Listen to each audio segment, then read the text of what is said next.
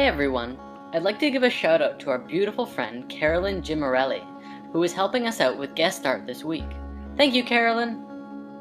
The time has come for us to talk about water. This has been one of those things that has caused some disputes in the comments and discussions ever since episode 1, when I brought up Dr. Emoto, who spent his life researching water and demonstrated that by projecting love onto water and freezing the water, it would cause the water to freeze in beautiful patterns. Projecting negatively onto water caused the water to form like this, and that's a pretty dramatic difference. Emoto has tried this with many different energies and emotions. This is Beethoven, Bach, and Mozart. This is heavy metal, and this is hate. Now, the common argument from the skeptical perspective is that there was a triple-blind study on Emoto's research, and several times they didn't see nearly the same results that Emoto did. Does this mean Emoto is a lying, crazy Japanese guy? Not necessarily. He seems like a pretty level-headed guy. Could it mean that the people who did the triple-blind studies didn't understand what Emoto understood about water? Well, I feel like this may be more of a possibility, but this is what we're going to discuss today.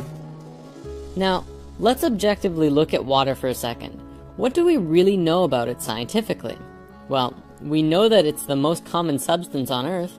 We also know that every living species of life on Earth comes from water, and needs water to grow. This includes crystals too, by the way. We know that the human body is roughly 75 to 90% water, and that's quite a bit. Not just humans though, it's prevalent in all life. Without water, life could not exist on this planet. Science knows that life emerged on Earth from water, and all of our studies of the planet shows that life must have originated with water, and slowly evolved outwards, growing and flowing and forming new life. But water was that original substance that it started in. They often call this the primordial soup. Water is the only element in existence that can exist in 3 states: solid, liquid, and gas. Because of that, it's pretty much everywhere. Water doesn't just flow in oceans, lakes, and rivers, but it flows through the air. Those clouds are nothing but water. It's also in abundance in the North and South poles. What else do we know about water? Well, it's the only element that expands when it freezes, and contracts when it heats. Every other element on the planet does the opposite, which science today cannot explain. Scientists have also discovered that water is capable of creating an immense amount of pressure, either through freezing the water, or even in life. In a seed, for example, it reaches 400 atmospheres of pressure at the point of germination. This is why a plant shoot can break through asphalt with ease. Why does water have the highest surface tension of all liquids? Why is it that it's the most powerful solvent on Earth? And why is water able to rise against gravity through the trunks of giant trees against thousands of atmospheres of pressure? Want to know the truth? The truth is that there are a lot of unanswered questions about water and what it is, that we have absolutely no logical conclusive answers to. This is an absolutely beautiful thing, because admitting that we know nothing allows us to open up to learn new things about what it is that we want to know. In this situation, water. That's exactly what many scientists around the world have started doing, and it's led to some miraculous revelations.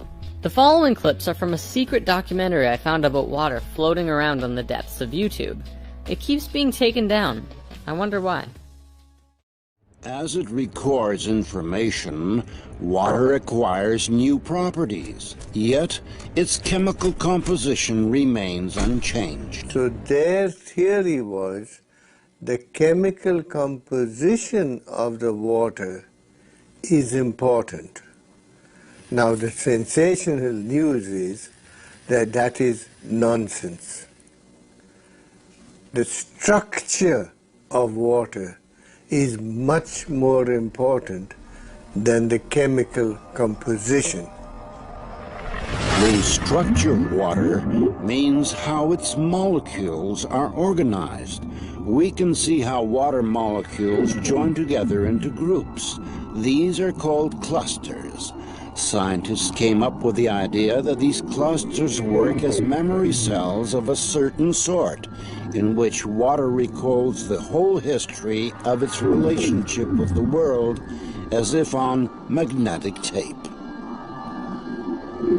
People don't think when you turn on the light, the water is changing. When you turn on the electric field from the power lines, the water may change. So that is the direction of research. Water, of course, remains water, but its structure, like a nervous system, reacts to any irritation. Modern instruments have made it possible to record the fact that within each of water's memory cells, there are 440,000 information panels, each of which is responsible for its own type of interaction with the environment.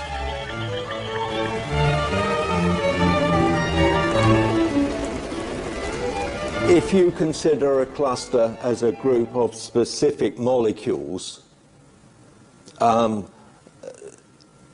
then it can survive only a short amount of time. But if you consider it as a structure whereby molecules can leave and other molecules come in, the cluster can last effectively for a very long time. The stability of the cluster structures confirmed the hypothesis that water is capable of recording and storing information. It may be the single most malleable computer, which it's like a computer memory. It's the memory of information. We must know how it is arranged. It is like the alphabet.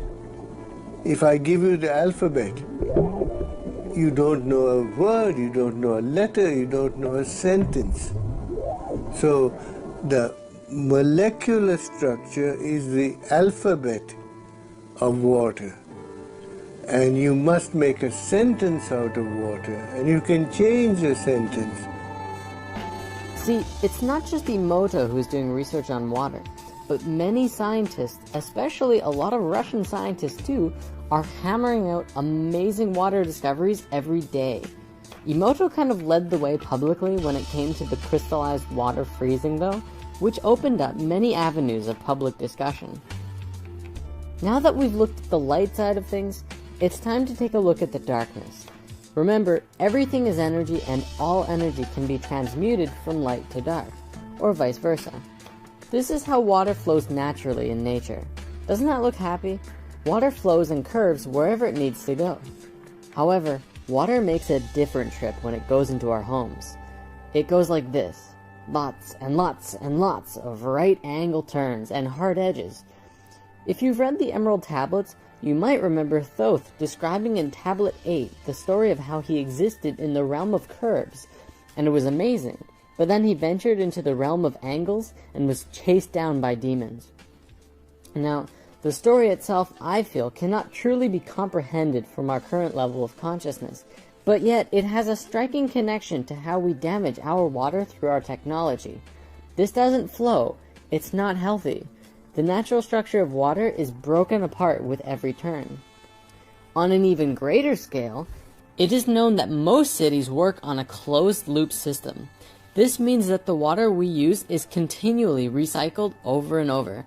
The water passes through aggressive chemical purification and powerful filters. Then, the water returns to our homes, still remembering the chemicals and violence it was subjected to. Even worse than that, though, is the informational pollution that the water accumulates as the water flows down miles of long pipes through thousands and thousands of homes and apartments. We are polluting our water spiritually, and it's happening on a huge scale. The water adopts all of the stress, fear, and anger in our lives. By the time it gets to our bodies, it is not in very good shape at all, and it's not benefiting us by drinking it. Now, I realize that that's pretty dark. But the most important thing to remember is that everything is energy, and all energy can be transmuted. So let's talk about that. What are some practical solutions for both cleansing our own water and getting cleaner and healthier, happier water into our bodies. First, I believe that this is another one of those many uses of orgonite. If we throw orgonite into our sewers or just keep them near the pipes in our houses, that will begin to drastically alter and begin a positive transmutation of the negative energy in the water into something more fantastic. Second, make yourself some spirit water. Since we discussed spirit water in crystals part 2, many individuals have written in to tell how they are no longer drinking coffee in the morning because they are putting crystals in their water before they go to bed and having a healthy, fresh glass of charged and vitalized water before their day instead. By bringing that healthy energy into your being, you're able to use that frequency and make yourself healthier and think clearer, and bring more high frequency and happiness into your life and all those around you, which in turn will spread more love. If our ancestors were able to make healing water using silver jars, what's to stop us from doing it too? Third, I think it would be amazing to do a weekly water meditation. Every Sunday, I'm going to go into meditation and put my intention and focus on healing and rejuvenating the water of the planet. It doesn't have to be at a synchronized time, we'll just say at some point on Sundays. You can work on transmuting the water in your body, or in the water flowing through your house, or for the whole planet. It's up to you, and every meditation will count, because you're setting your intention and projecting your consciousness that which you desire. And finally, be grateful for the water you drink. Here's another clip I'd like to show you. Dr. Emoto has conducted another interesting experiment. He placed rice into 3 glass beakers and covered it with water. And then every day for a month, he said, "Thank you" to one beaker, "You're an idiot" to the second,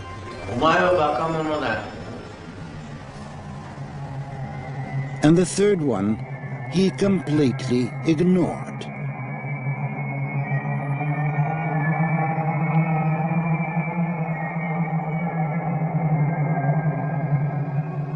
After 1 month, the rice that had been thanked began to ferment, giving off a strong, pleasant aroma.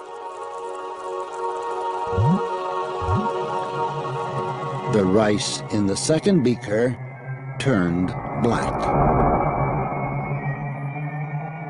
and the rice that was ignored began to rot. Dr. Emoto thinks that this experiment provides an important lesson, especially with regard to how we treat children. We should take care of them, give them attention, and converse with them. Indifference does the greatest harm. Tell some dreamy story, but almost practice. Water creates so many structures that life cannot exist without. Water forms the DNA helix. Water also forms the structures of proteins. Our bodies cannot work without water. Every seed, every embryo begins in water. It is the surrounding water in the embryo that gives life and brings the nutrition that is necessary to facilitate growth in that life. Our Earth is a giant container of water from which every form of life arose. Every living thing is essentially a container of water. Just like a piece of art that has not yet been sculpted by an artist in a clump of clay, within the water contains every infinite possibility for life within it. Water brought to life a pre-existing conception of life, but for any life to begin, there first must have been an impulse. Every species of living being constantly strives toward its own perfection, and it all came from the same original consciousness, the same source. The final thing I want to bring up before we conclude this week's discussion is a very cosmic analogy. Without water, life on Earth could not exist. The only other element that is absolutely necessary for life is the sun. Without the sun, we could not have life. And in a poetic and beautiful way, this is the cosmic father and mother of life on Earth. Think about it. In biological reproduction, you need a man and a woman. The male provides the seed, and the female provides the egg. And together they do a dance and form new life. The sun is the male aspect, bringing the cosmic life force energy to Mother Earth. Mother Earth is, of course, the mother, providing the egg where the new life will grow. And water could be likened to the placenta, from which all life grows in. The surface of the earth where life grows is the womb for the life on the planet. As above, so below. Mother, father, child equals earth, sun, new life. And that's us, as well as all of the animals and wildlife and crystals and everything living on this planet. Modern science and society is relatively skeptical, to say the least, of the messages from water. But when you look at it as a whole, I feel that Emoto's work is just scratching the tip of the iceberg when it comes to understanding water. To look at these frozen water crystals and brush it off as a pseudoscience is incredibly dismissive of a much larger understanding about what water is and what role it plays in the evolution of life itself. It is life. It is you.